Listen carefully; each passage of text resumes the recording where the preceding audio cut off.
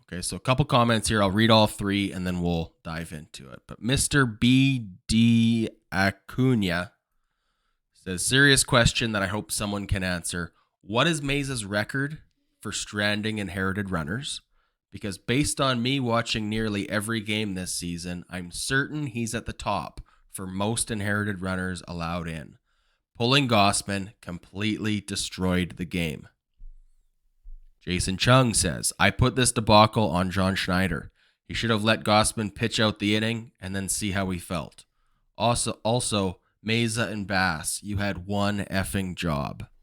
And Dulcimerist says, in Mayza's defense, he was put in to face a switch hitter who happens to be much better against lefties. He was put into a situation in which he was less likely to succeed than the right-handed pitcher he was replacing. So, a lot to dissect here. Dozens of comments that basically echoed this sentiment. So let's start with Tim Mayza. Okay. Because Adam did his work. I did my homework. Don't always do it, but I did this time. He's going to show his work. So, and this is the one thing with stats and numbers, right? Is that no matter how you emotionally feel or your eye test of the season, sometimes those numbers will throw it right back in your face. And that's kind of what it's doing with the commenter here. What was his name again? H.U. Don't make me say it again. Like. Mr. B.D. Acuna. Okay.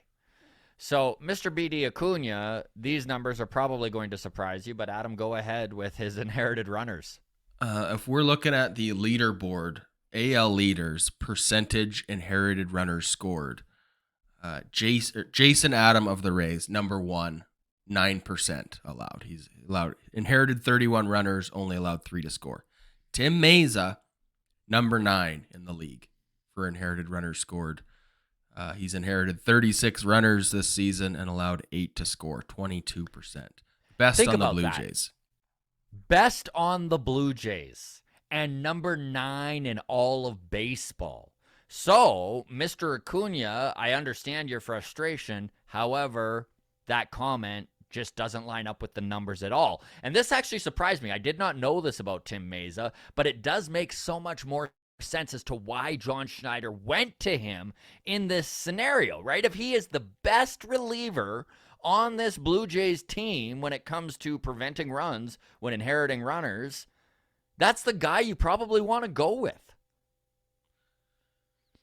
Yeah. Now, to the other guy's point where he was like, Tim Mayza, Anthony Bass, you had one frickin' job to do. Yeah, that's how we're all feeling. Right? I will say with Tim Mayza too, and in defense of this commenter's comment, I felt the same way and was shocked to see this. Yes. Like when I looked up the numbers, it was shocking here. We did get a super chat that I want to acknowledge here.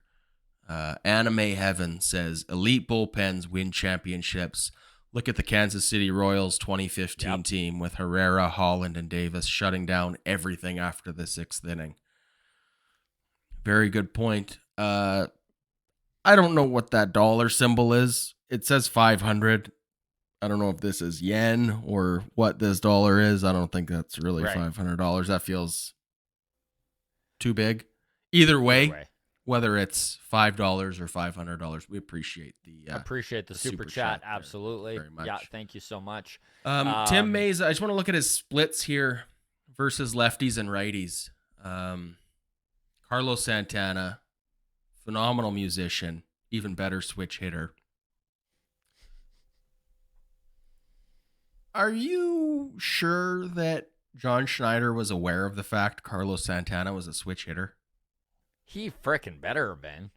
I know I texted you and Hey Kami in our group chat here that the same question, and Hey Kami's reply was something like, nobody in the Jays organization knows what a switch hitter is, which made me laugh.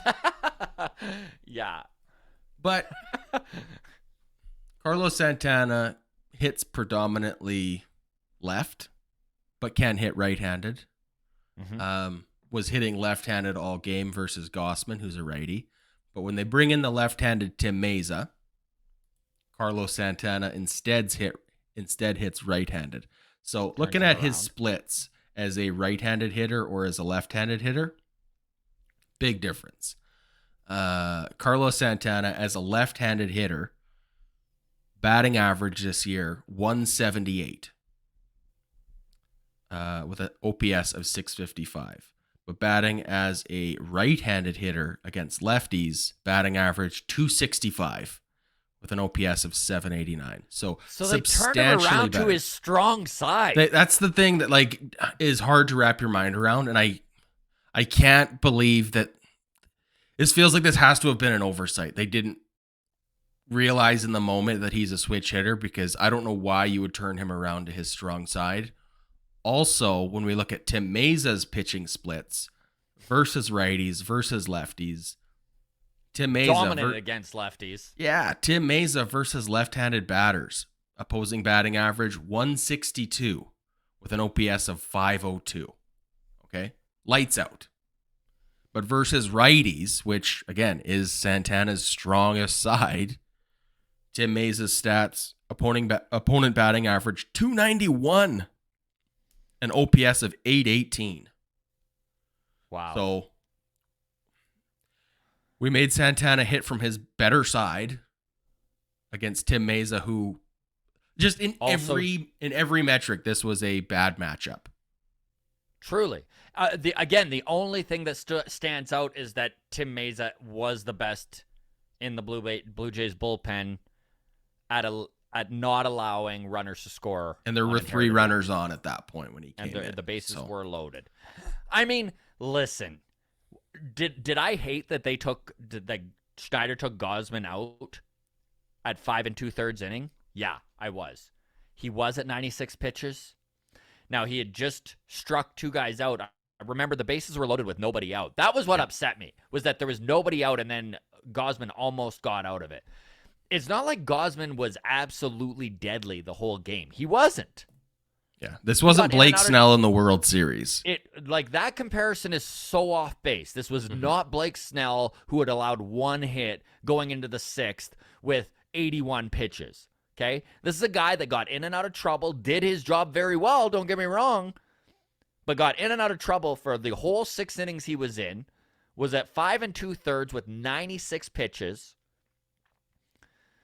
And again, if John Schneider truly did not realize that Santana was a switch hitter, and not only that he was a switch hitter, but that he hit better from the right-hand side, then that is unforgivable. But you don't know what their analytics said. I don't know. Again, I'm not defending Schneider here, but yeah, it was a weird one.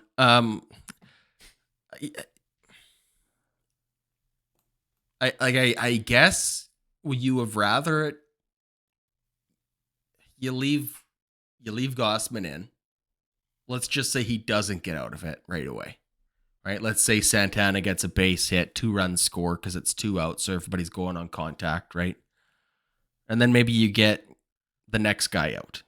Right? Okay, so you gave up 2 runs, it's 8-3, but now your bullpen's coming in with a clean inning with more time to warm up, I guess. This is one thing that I saw, and I think Blair and Barker were talking about yesterday. I didn't watch it that closely. I'd have to go back and relook. I don't know when Tim Mayza started warming up, but they were wondering if he wasn't warm yet, if they brought him in and he wasn't ready. Which, again, unforgivable. Yeah, unforgivable is the only way to put it. But I mean, this is again how this is how you blow an 8-1 lead. It's not one decision. It's not one mistake. It's a laundry list of oversight. It's a laundry list of poor moves at a wrong time. It's a laundry list of mistakes. This is why we're all so heartbroken. This is why this feeling within is so eminent. Yep. So Simon in the live chat looked into it. 500 rupees, $8 Canadian. So very generous donation. We appreciate it. Scott Carter, also the super chat just now, $20 from Scott Carter. Thank you very much, Scott. It says, LOL, you crack it. Schneider was paid off to switch pitchers. All right. Thank you, Scott Carter. It made me laugh. Oh, boy. All right. Well, and I mean, as for Tim Mayza and Anthony Bass, like this is the most frustrating thing about this entire scenario is that literally from the trade deadline on, look into the numbers. You can scream about this bullpen and needing a better bullpen.